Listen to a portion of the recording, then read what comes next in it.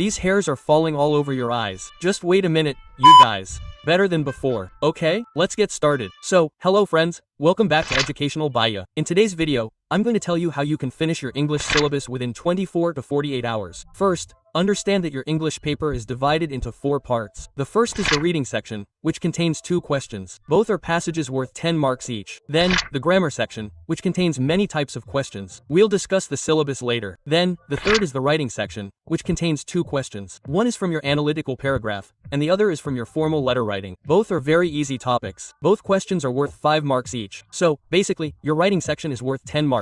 And then comes the fourth and final section, the literature section, which carries 40 marks. So, let's look at how to complete these 4 sections within 24 to 48 hours to score good marks on your prelims. But before starting the video, I've created a timetable for how you should study before the boards so that you can properly complete all your subjects. If you want to see this timetable, you can join my Telegram channel, and you'll find the link to my Telegram channel in the description. So, let's start from the beginning. First, let's look at how you should cover your literature section. First, questions in the literature section come from only 2 books. The First Flight book, which contains both stories and poems, and the Flamingo book, which contains only stories. So, to complete the literature section first, I recommend this playlist. This playlist covers all the stories and poems from your First Flight and Flamingo books. In these videos, I've properly explained each chapter, line by line. And yes, these aren't revision videos. These are proper, full-length explanation videos. If you don't trust me, you can check them line by line with your own book. I try to explain the chapters to you in a very short, yet fun way. That's why many students think these are summary videos. But these aren't summary videos. These are proper,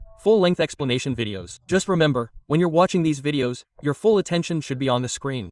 It's not like you're watching the video while eating chips or sitting with your family. Don't do that. Get properly into your study zone. That means, study properly while sitting alone. And trust me, there won't be any questions outside of this. Whether it's competency-based questions, parallel-based questions, theme-based questions, situation-based questions, or any other questions. Because, look, these question types I mentioned are just meant to scare you. If your concept is clear, you know what happened in the story or poem, and you know the characters and their motives, then no matter what kind of questions come, you'll be able to answer them easily.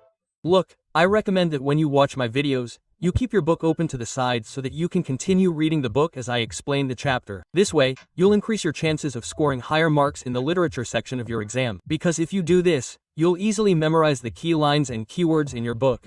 But if you find this a lengthy process, I have an easy solution for you, but it's a paid solution. That solution is that you can download all the English notes for 149 rupees. Where? From the Educational Bhaiya app. These notes contain keywords, key lines, even character sketches, themes, and everything for each chapter. You don't have to do anything. You just download the Education Bhaiya app, select the basic plan, which costs 149 rupees, and by paying, you can easily access all the notes. I've created all these notes myself, so you can rely on them. Hey, wait, I'm not finished with the literature section yet. I'd also recommend this video on poetic devices, as every year, your literature section includes 1 or 2 questions on poetic devices. After watching this 10-minute video, you'll easily recognize all the poetic devices in the world. I've explained all the poetic devices in a very fun and easy way. So, be sure to watch this video. It's hardly a 10 to 15-minute video. This way, you can secure 40 marks in your literature section. Now, let's move on to the grammar section. Before delving into the grammar section, I'd like to recommend the CBSE sample question paper books from Oswald Books. These books contain 10 plus 5 full-length sample papers, properly aligned with the 2026 board exam sample papers and syllabus,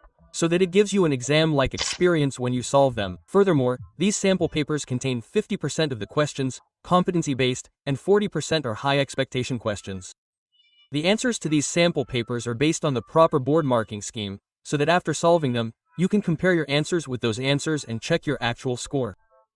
This book also contains 5 most likely practice papers, designed for the 2026 board exams. Furthermore, this book also provides on tip notes, smart QR codes, 20% toppers answer sheets, value points, commonly made errors, and answering tips. So why delay? Solve the most probable questions and get ready for your exam. The book link is provided in the description. Don't forget to purchase it. Now let's look at the grammar section. Look, the grammar section asks questions from your 5 main topics: modals, tenses, reported speech, subject-verb agreement, and determiners. There are a total of 12 questions in this section, out of which you have to attempt only 10.